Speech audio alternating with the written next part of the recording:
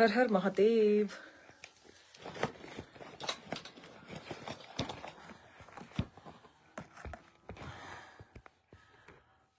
I think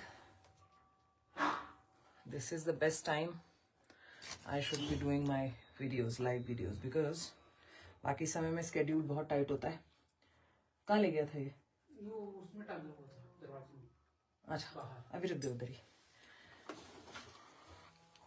तो ये best time है कि डिस्कस किया जाए चीज़ों को, बाकी समय में टाइम होता नहीं है।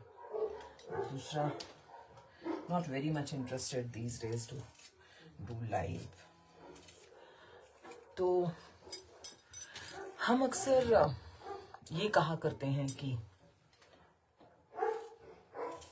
ये व्यक्ति गलत है, व्यक्ति सही है, एक साधु है हमारे समाज में, एक गुंडा है, एक गरीब है, और इसके लिए हम कुछ हद तक उनको दोष देते हैं और काफी हद तक ग्रहों को और कर्मों को दोष देते हैं।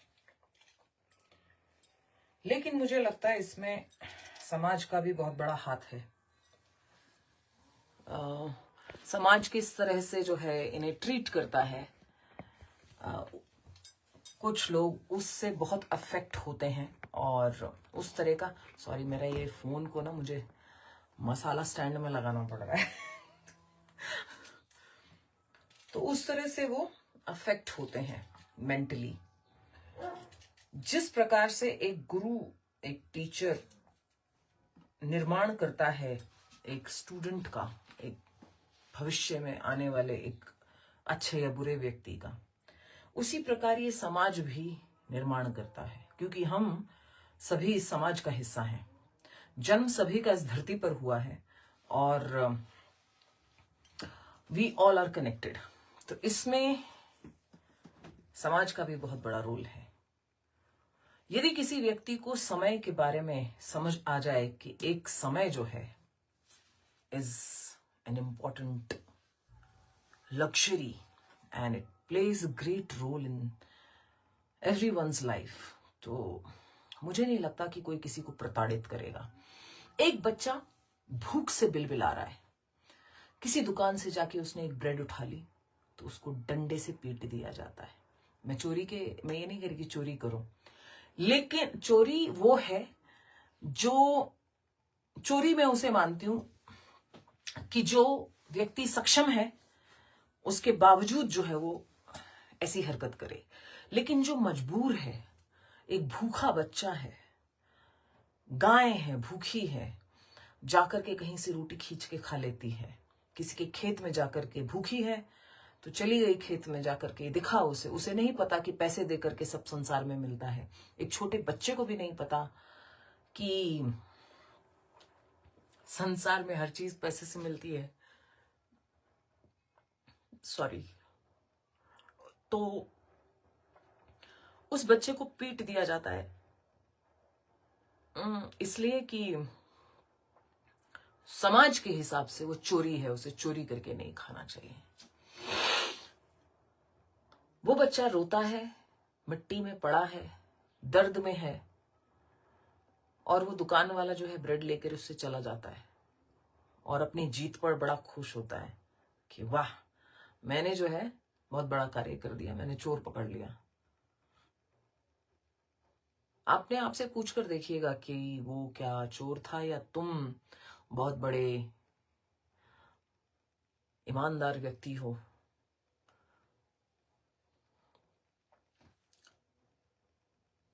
जो ब्रेड 5 रुपए में आती है उसे तुम 10 रुपए में बेचते हो, मुनाफा कमाते हो।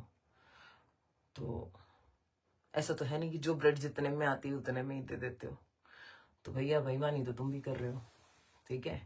क्योंकि जो जितने में आता है उतने में नहीं देते हो, क्योंकि तुम्हारा बिजली का बिल देते हो, दुकान का किराया देते हो, एक्स्ट्रा जो भी। फिर एक बच्चा अनाथ हो जाता है, लोग उसको गालियां देते हैं, किसी के पास जाके खड़ा होता है, उसके माता पिता को देखना चाहता है, माता पिता है नहीं, मर चुके हैं, एक्सीडेंट में चले गए, या लोगों के द्वारा मार दिए गए, या गुंडों के द्वारा मार दिए गए, परिस्थिति कुछ भी हो सकती है। वो बच्चा किसी ऐसे व्यक्ति को देखता है जो अपने माता पिता के साथ जा रहा है, छोटा बच्चा। आप उस बच्चे की कल्पना नहीं कर सकते कि उस बच्चे के दिमाग में क्या कौंध रहा होता है उस समय। उसको भी अपने माता पिता याद आते हैं, उसको माता पिता का स्नेह चाहिए होता है, लेकिन अगर वो गलती से ऐसे व्यक्ति के साथ साथ चलना शुरू कर दे तो लोग उस पर डाउट करने लगते हैं। परिस्थिति को जाने बिना हम अटैक्स करना शुरू करते हैं, परिस्थिति को जाने बिना। भूख, प्यास, अनाथपन, माता पिता के बिना होना,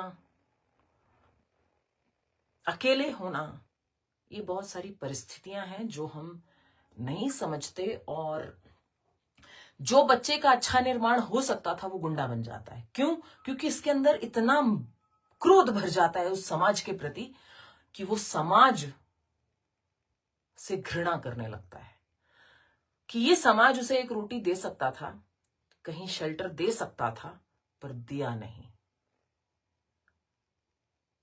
उसे पढ़ाया जा सकता था, पढ़ाया नहीं।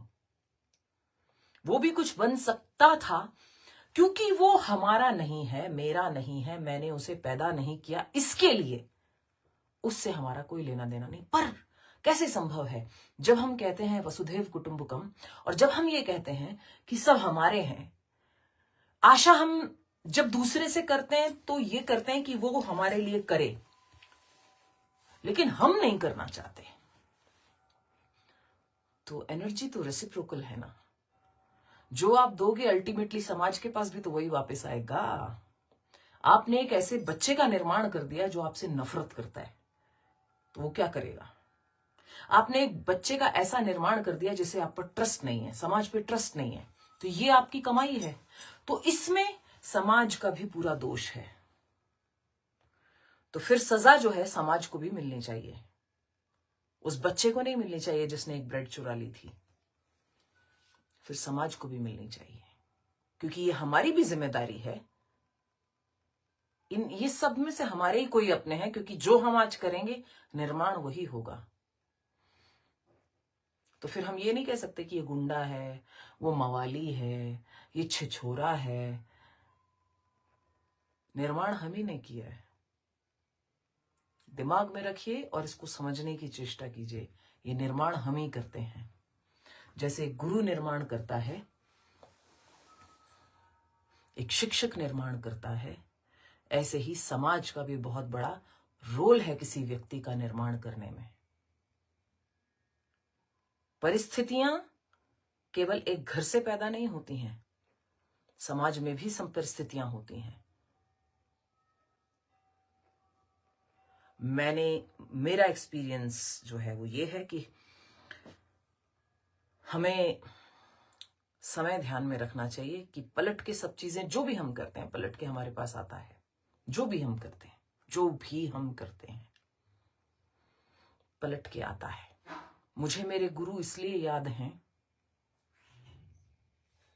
क्योंकि उन्होंने मेरे लिए बहुत किया है। मैं ऋणी हूं मेरे गुरुओं की। मैं अपनी दादी की ऋणी हूं क्योंकि उनकी शिक्षाएं बहुत अलग रही हैं।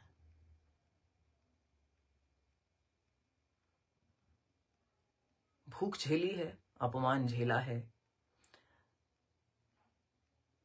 बहुत कुछ झेला है, but I am still thankful to the universe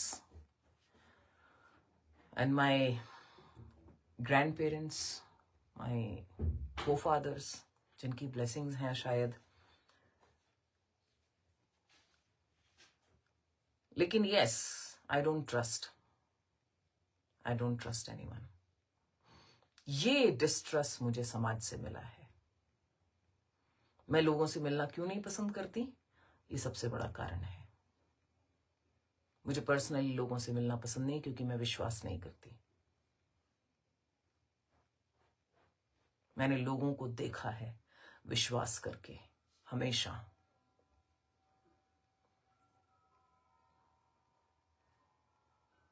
तो ये मुझे समाज से मिला है, जो समाज ने मुझे दिया है मैं उसे दे रही हूं।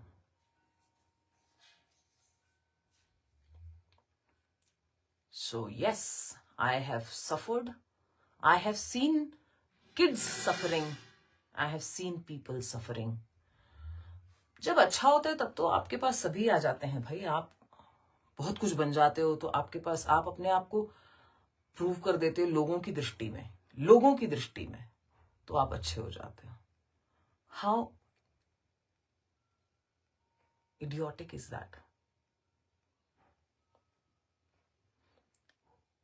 मतलब जब अच्छा है सब आ जाओ, और जब व्यक्ति कष्ट से जा रहा है तो तुम उसको और कष्ट में डालो, उसका मजाक बनाओ।